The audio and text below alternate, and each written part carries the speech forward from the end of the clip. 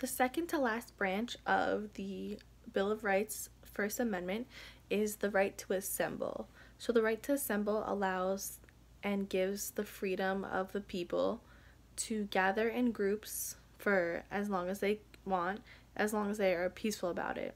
Um, you're not always allowed on private property, therefore, you might have to get a permit or the government would have to approve it if you were to go ahead and start protesting on a public property.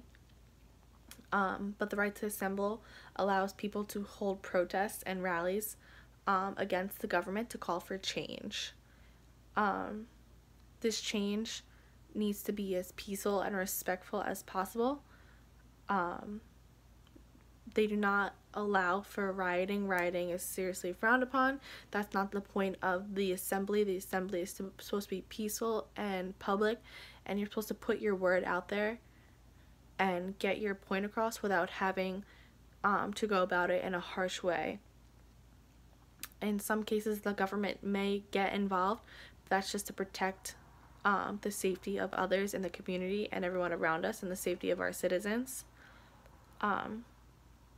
So the right to assemble allows us to make a change and to call for change within our government in a very peaceful and respectful manner.